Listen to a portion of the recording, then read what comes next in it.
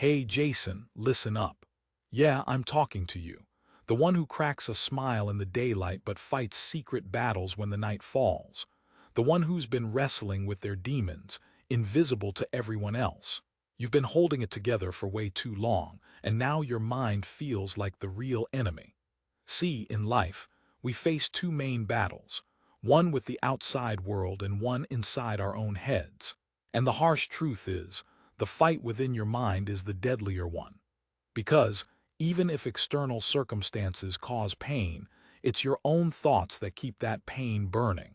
You could be sitting peacefully in a room with no threats, no enemies, and still feel fear, regret, anger, or shame. Why? Because the real battlefield is inside your mind.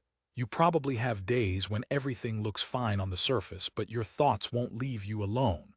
One negative idea starts small like a seed, and then it spreads like poison. I'm not good enough. I always screw things up. Nobody really cares about me. Those thoughts begin innocently enough, but if you don't get a grip on them, they can spiral out of control and start to define who you believe you are. That's where Stoicism becomes more than philosophy, it becomes your armor. Think about the ancient Stoics like Marcus Aurelius, Epictetus, and Seneca. They faced wars, slavery, exile, betrayal, and all kinds of hardship. Yet they learned something most of us miss today. You can't control what happens in the world, but you always have control over how you respond to it. Marcus, in his Meditations, wrote that the power is over your mind, not outside events. Once you truly get this, you'll find an unshakable strength.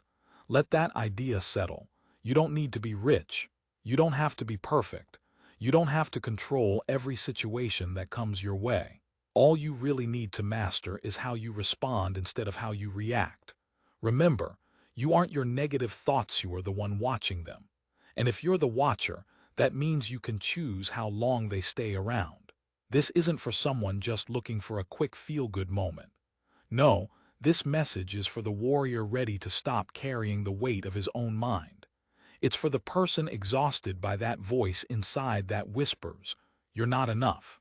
Over the next chapters, we'll break down the mental traps that keep fueling your negative thinking, those brutal leases, and how Stoic philosophy arms you with the tools needed to crush them. So, don't just sit through this video, study it.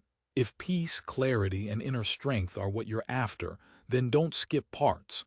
Each section builds on the last. And before we start, I want you to drop this affirmation in the comments. I am stronger than my negative thoughts. If this resonates like this video, share it with a friend who needs to hear it, and subscribe if you're committed to building a stronger Stoic mind. All right, let's get into it. First truth, you are not your thoughts. Yeah, that might sound strange at first because we've all been conditioned to believe that every thought we have is somehow part of us. But think for a second how many random, weird, frightening, or painful thoughts float through your mind each day. If all of those were you, then you'd be switching identities every few minutes. Stoicism teaches a simple yet profound lesson. The mind has two parts: what happens and how you respond to it.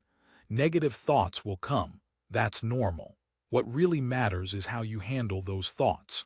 Epictetus said, "It's not events themselves that disturb us, but our opinions about them." That means even if a terrible thought pops up like "I failed," "I'm unattractive," or "they don't like me," those thoughts only cause suffering if you buy into them. Otherwise, they're just noise. Imagine you see a dark cloud in the sky, not running away screaming just because it might storm, but calmly checking the weather and preparing if needed. That's how you should treat negative thoughts. Acknowledge them, detach, then let go. Most folks make the mistake of letting a thought define them. They think, "I was anxious, so I am an anxious person," or "I had a negative thought about my relationship, so it's over." No. Thoughts aren't facts, they are suggestions, not commands. Think of your mind like a radio station. Just because a song is playing doesn't mean you have to dance to it. You can switch stations. Here's a powerful exercise from the Stoics. Write down your troubling thought and question it like a judge. Ask yourself, is this true 100%? What's the evidence? What would Marcus Aurelius say about this? Will this matter in 5 years? Usually you'll find those thoughts are just weightless. They seem heavy, but they're not real. Another trick, label your thoughts. Instead of saying, I'm a failure, say, I'm having the thought that I failed. That tiny shift creates space where you regain control. Remember, you are the sky. Your negative thoughts are just clouds drifting by. Second major point, stop fighting reality. One of the biggest roots of negative thinking is resisting what already is.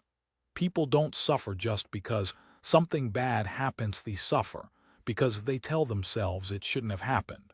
Breakups, betrayal, missed chances, they are painful, but suffering starts when your mind screams, this isn't supposed to be like this. The Stoics remind us, pain is unavoidable but suffering is optional. Epictetus said, don't seek for events to happen as you wish them, but wish for them to happen as they do, and your life will go well. That doesn't mean you should be happy about pain or pretend everything's fine. It just means stop wasting energy trying to undo what's already happened. If it occurred, accept it. Imagine standing in the rain screaming at the sky, trying to change the weather, or simply accepting that you're wet, grabbing a coat and moving on. Most negative thoughts stem from wishing the past was different. Why did they leave? Why did I say that? If only I'd taken that chance. But those thoughts only keep the pain alive if they don't change what happened. The Stoics call this practice amore fata, loving your fate. It's about loving what is, even if it hurts, because you understand that your response is within your control. For example, if you flunk an exam or your business tanks, a negative mind might say, I'm worthless or I'll never succeed. A Stoic would see it differently. This is just a moment, not my entire story. What can I learn from it? Whenever you catch yourself thinking, this shouldn't have happened, stop and say aloud, it did. Now what? That one line flips your power back to you quit being a victim and start being the author of your own story. And here's a truth that bears repeating. Peace doesn't come from a perfect life. It comes from accepting what is and choosing to grow anyway. Drop this in your comments. I accept reality and I grow from it. Now, on to point 3. Don't trust the first emotion. Too many people fall into a trap. They believe their immediate feelings are the ultimate truth. But Stoicism teaches a crucial skill. Your initial reaction isn't always reliable. Anger, fear, jealousy, sadness, they are reactions, not facts. And reactions are often loud, messy, and irrational. If you always obey your first emotion, your life becomes a wild ride. Emotions are like waves, crash hard, then pass.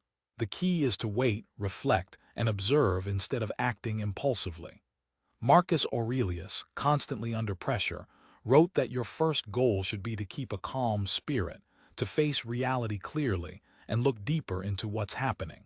Say your friend ignores your message. The first thought might be, they don't care about me. But wait an hour, maybe they're busy, sick, or just forgot. Acting on that first impulse might ruin a friendship. Here's a practice. When an emotion hits, pause, name it. I feel anger, I feel fear, I feel envy, then delay your reaction. Tell yourself, I'm feeling this, but that doesn't mean I'm right. Another powerful technique, the view from above. Mentally step back and imagine viewing your life from space. That embarrassing moment or heated argument suddenly look tiny. It gives you perspective and kills unnecessary pain. Always remind yourself, let me wait before I react, because that small pause often saves careers, relationships, and your peace. And remember, you are not weak for feeling emotions. You're wise if you don't let them control you. Drop this affirmation in the comments. I pause, I choose, I don't react blindly. Fourth point, the stories you tell yourself create your pain. Usually, it's not the situation that harms you, it's the story you tell about it. For example, if you get rejected, your mind might say, they never liked me or I'll always be alone. Or if you slip up at work, your brain screams, you're a failure. These are the traps, confusing facts with interpretations. Marcus Aurelius said, if you are pained by external things, it's not the thing itself that disturbs you, but your judgment of it. And you have the power to revoke that judgment at any moment. That's a big deal. Most of the pain comes from the story you tell about what happened, not the event itself. Let's unpack this. Rejection, silence, failure all hurt, but what makes them worse is the meaning you give them. And most of those meanings are false stories born from fear or insecurity. So, challenge those stories. Write down what actually happened and just the facts. My message wasn't replied to for 2 days. Now write the story your mind spins. They hate me, they're avoiding me. Then question if that story is really true. Have I ever delayed messages without malice? Have I ever misunderstood someone's silence? Usually just doing this exercise reveals that your thoughts aren't reality. Here's the Stoic mindset. Bad things happen, but they don't define you. You decide what meaning to assign, and that power determines your emotional state. Use your mind to heal, not hurt. You're the editor of your story. Don't put false narratives into print. Next time your mind spirals, stop, investigate, and rewrite. Remember, you're not your pain, you're the one controlling the narrative. Drop this in the comments. I control the story. I choose peace over panic. Fifth, your environment shapes your inner dialogue. Honestly, your surroundings influence your thinking way more than you realize. Most negative mental habits aren't born out of nowhere, they're built by the environment you're in. The people you hang with, the stuff you watch, the habits you develop, all of these feed your inner voice. If your world is noisy, chaotic, filled with drama and pessimism, your mind will reflect that chaos. Seneca, the wise Stoic, warned, associate with people who are likely to improve you and support those you can help improve. This isn't just about friendship, it's about mental hygiene. Think of your brain like a garden. Who are you letting plant seeds in it? Negative people, those who complain, gossip, or tear others down, tend to infect your thinking without you noticing. Toxic social media feeds negativity, scrolling endlessly through stuff that triggers insecurity or anger, sinks your mind into low vibrations. Cluttered homes, messy desks, loud environments, these all amplify stress and block clarity. The Stoics believe that order outside leads to calm inside. Here's a tough truth. You can't kill negative thoughts while feeding them every day. So do an environment detox. Ask yourself, who drains my energy? Who lifts me up? What content am I consuming? Does it inspire or depress me? Is my space helping me think clearly, or is it adding to my stress? The Stoics practice structure, simple routines, clean surroundings, meaningful conversations. They knew external discipline creates internal peace. Challenge yourself. Spend a week without gossip, drama, or negative scrolling. Clean your room, unfollow toxic accounts, spend time with genuine, growth-minded people. You'll be amazed how much quieter your mind becomes, not because the thoughts disappear, but because you've stopped feeding the storm. Number 6. You're tired, not broken. Sometimes that negative thinking isn't about you being flawed, it's about exhaustion. Not just physical tiredness, but emotional, mental, and spiritual fatigue. And when you're drained, everything seems worse.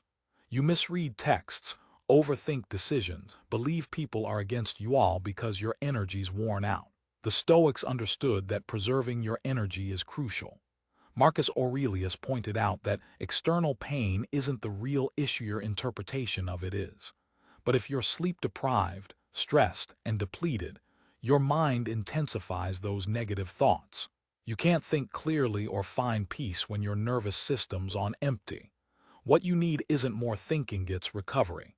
Sometimes, you just need to rest, recharge, and give your mind a break. Negative thoughts are loudest when your tank is empty. So, take care of yourself. Sleep early, take a walk outside without your phone, say no to draining commitments, write down your worries, then step away from them. You're not broke, you are simply overrun. Recognize exhaustion as a signal, not a flaw. Restart your energy. When you do, those negative thoughts often just fade away because you've stopped running on empty. Drop this affirmation in the comments. I am not broken, I am simply resting. Number 7. Gratitude kills negativity. This may surprise some. Gratitude isn't just positive thinking, it's a powerful weapon against negative roots. Why? Because gratitude forces you to see what's real, not just what's missing. When you're stuck in negativity, Your mind creates tunnel vision. Nothing is going right. Everyone else is better. Life's unfair. But when you actively name what's going right, your health, the people who care, the small whence that tunnel begins to crack open. Seneca said, "It is not the man who has too little but the man who craves more that is truly poor." Most negative thinking springs from a sense of lack, believing you're missing something. Gratitude reminds you that you already have plenty. It's not about ignoring problems or pretending everything's perfect. It's about shifting perspective. Ask yourself in your lowest moments, what am I taking for granted right now? What do I have that I once wished for? Who still cares about me? Write those things down. A single line is enough. Say your career feels stuck. Recognize that you're healthy, safe, fed, and learning. Maybe your relationship struggles, but you've discovered your resilience, boundaries, and self-worth.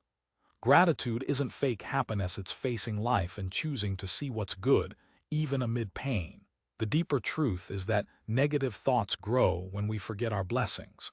When we forget what we've already achieved or survived, it's easy to believe that life is just pain. Make gratitude a daily ritual. Every morning or night, jot down 3 things you're thankful for, no matter how small. Maybe a breath, a meal, a kind word, an unexpected smile. Soon you'll notice something. That tightness in your chest eases, the fog lifts from your mind. Gratitude anchors you, preventing you from drowning in the storm. And here's the most important part. If you've made it this far, realize you've already begun to combat negative thinking. Awareness is the first cut. And that's what Stoicism grants you: the power to observe, to be conscious of your thoughts, and to choose your response. Perfection isn't the goal, practice is. Remember, you're not your thoughts, you're the observer. You don't need to argue with reality, you accept, adjust, and grow. Your first emotion isn't always the truth. Pause and reflect. Reframe your stories. Clear your environment to clear your mind. Being tired doesn't mean you're broken. Sometimes rest is the real medicine. And above all, let gratitude be your shield. Marcus Aurelius faced all kinds of adversity: loss, betrayal, stress you could never imagine. Still, he trained his mind daily for peace. Be like him. Quietly, consistently build your Stoic strength. You don't need applause or recognition. Just commit to showing up for your mind every day. Believe me, your life begins to shift, not because you fight the darkness, but because you choose daily clarity, inner silence, and Stoic resilience. And if no one told you today, remember, you're doing better than you think. Not because your life is perfect, but because you're aware. And from awareness, everything can change. That's how you kill negative thinking, not with force, but with steady practice, inner peace, and the quiet power of Stoicism.